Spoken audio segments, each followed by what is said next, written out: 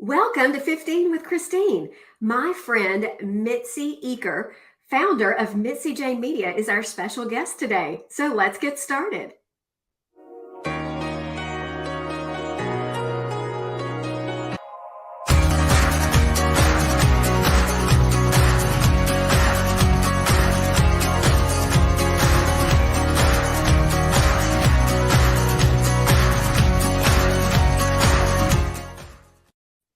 On 15 with Christine, we talk about all things business growth.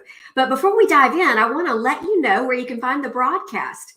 I'm going to come to you live on LinkedIn, YouTube, Facebook. Hit the subscribe button and you won't miss an episode. My goal with 15 with Christine is to introduce you to people who can help you grow your business and help you grow your career. And Mitzi, really looking forward to the conversation with you today. Thanks for joining in. Welcome.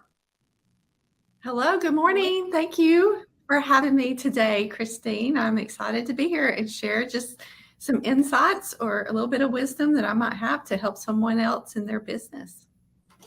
That would be fantastic. I'd love to start, Mitzi. I mean, it's always so much fun to have, people who are friends in business, but also friends in life, because I know we've known each other for many years. Would love to hear about the story that has brought you to today with Mitzi Jane Media. How would you describe that journey?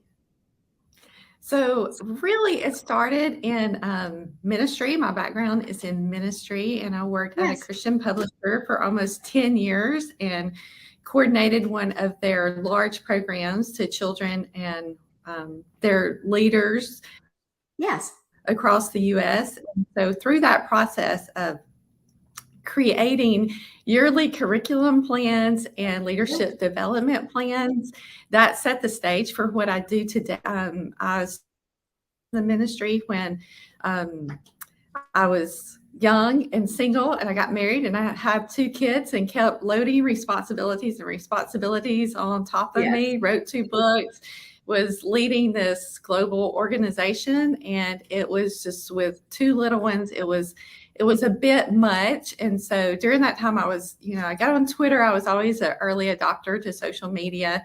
Cool. And so that I helped the publishing company, really expand their social media presence in the beginning when it was awesome. You could post on Facebook and everybody saw it.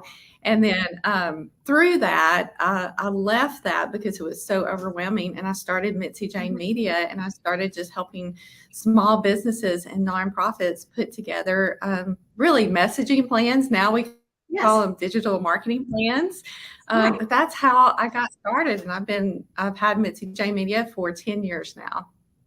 That's awesome. So Mitzi, when you take a step back to the initial, I guess you described yourself as an early adopter on social media.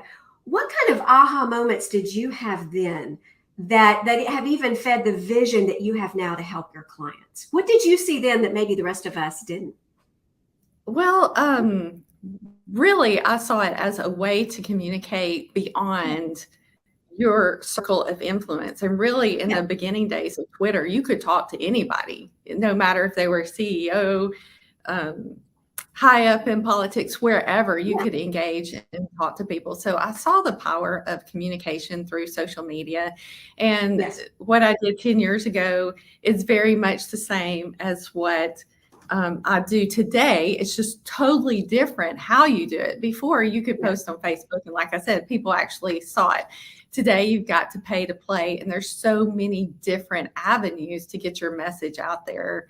But you still have to have your message concise, and it's got to communicate to your target market, or you're just talking. So how I do it is very similar, but the process and tools we use have dramatically changed in the past 10 years. That makes sense.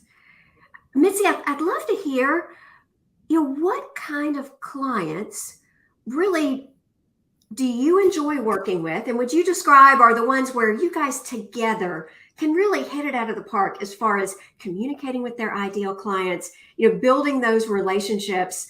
How would you describe those businesses?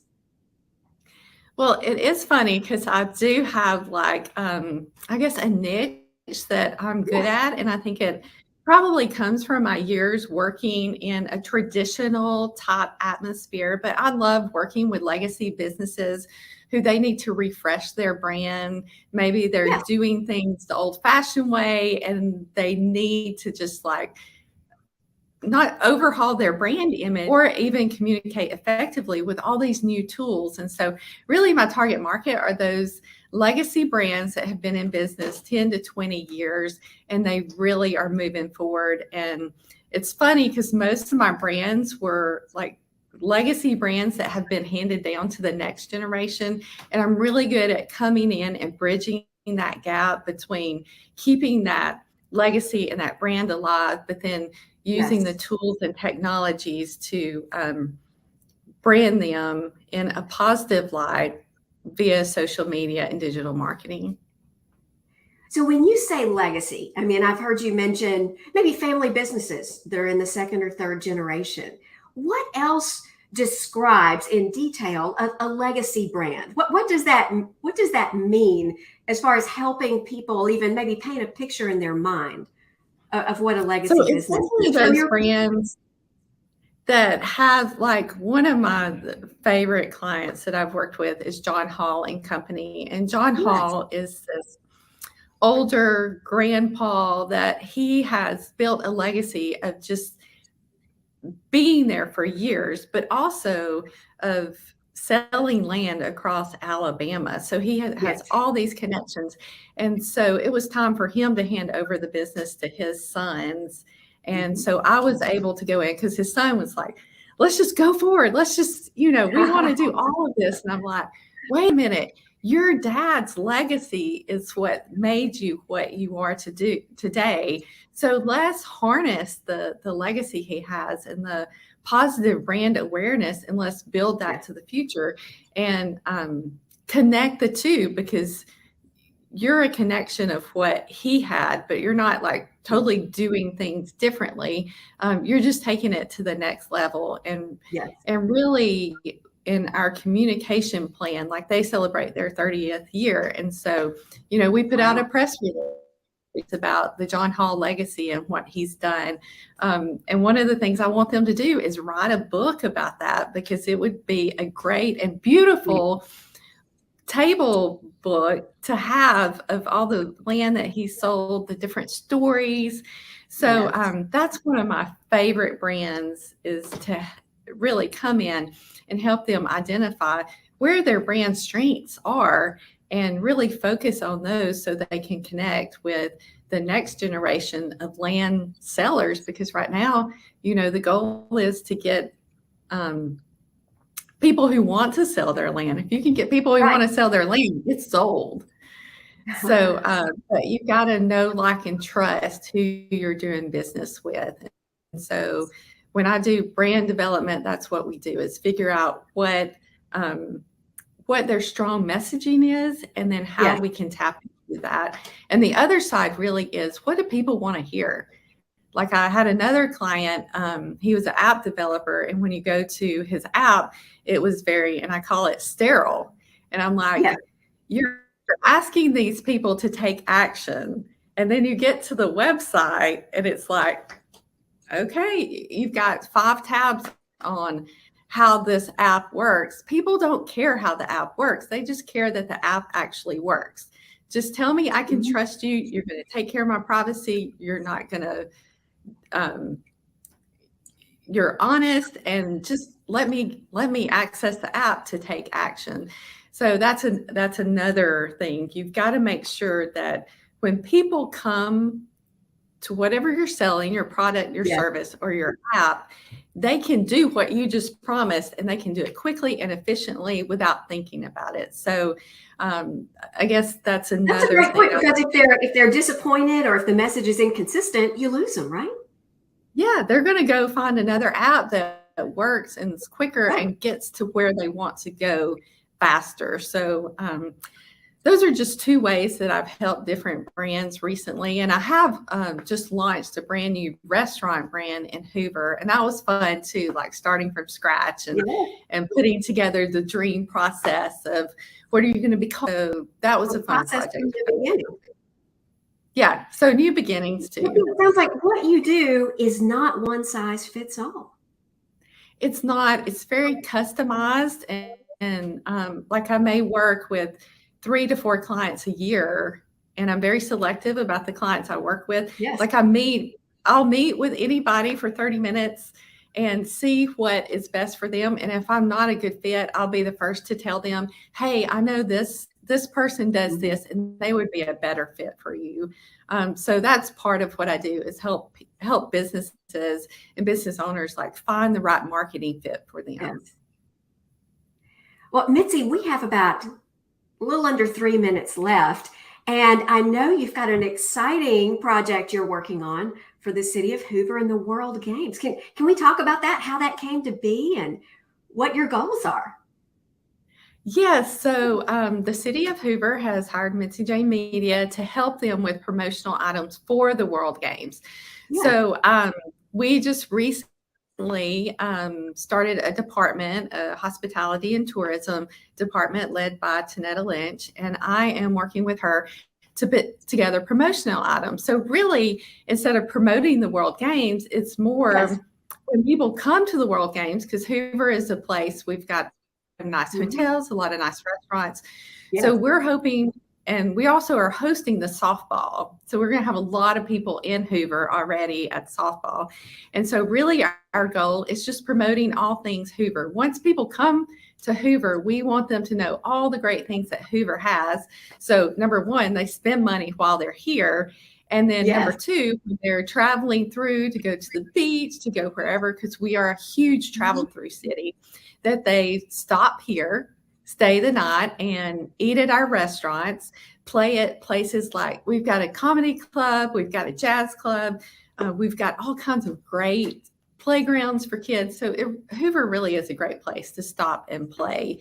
And so that's what we're doing. And we don't have a visitor center, but we're putting up what I call Hoover Hubs across the city during the World Games, where people are going to be, where visitors are going to be, and just introducing them to Hoover with an old-fashioned exhibit table. So, and great hosts. So that's what we have planned. And I'm really excited about that. And I think it'll be great as people really get to know that there's more to Hoover than just the Galleria or the Met. We have a lot of great restaurants. And we're also doing Hoover Restaurant Week that same week. So we'll be highlighting our great restaurants in Hoover to everyone who comes through Hoover.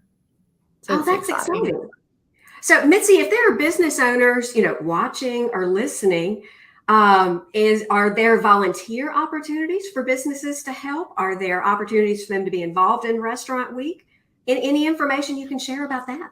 Yeah. So we just had a Restaurant Week meeting this morning, and we were talking about sponsorship. So we don't have restaurants as sponsors, but everybody else that may be in the restaurant industry, banks, anybody can be a sponsor for Hoover Restaurant Week. And I do the social media for that. So I'll give you a lot of love if you're a sponsor. So that is one great way to get some clout, get your name out there. And I was thinking, if you're not involved, I know that World Games, they're still looking for small sponsors to sponsor different events. So there's World Games are still looking for sponsorship. Hoover Restaurant Week, if your target market are people in Hoover and visitors to Hoover during the World Games, then I would say sponsor Hoover Restaurant Week. The other thing is, I was thinking, a great thing for your business to do is invite your clients to go to the opening ceremonies and buy tickets, like wine and dine your clients, because that's a once in a lifetime opportunity. So those were just some things that I was thinking about that businesses can do specifically for the World Games to get their name out there. And then there's always signage. If your target market are those visitors, I would say get some digital signs. It's going to be expensive that week because everybody's going to want to be marketing. And you can fit your strategy, and who you want to reach. Like you said, it's a once in a lifetime opportunity. Yeah, and anybody who's interested in getting together a custom strategy, you're more than welcome to reach out to me. There's my email and phone number. So you will have to leave a message. I don't take random phone numbers. My phone doesn't accept that, but leave me a voicemail and I will follow up with you if you call. Awesome. Well, thank you, Mitzi. And thanks so much for the conversation. I am excited about the World Games and about getting the word out about the sponsorship opportunities. We appreciate you joining. For everyone listening and watching, reach out to Mitzi if you've got some questions in the back of your mind. 2 weeks from today, I will be hosting Kylie Pitt, owner and founder of Revenge the Label and winner of Entrepreneur Organization Birmingham's student competition. So until next time.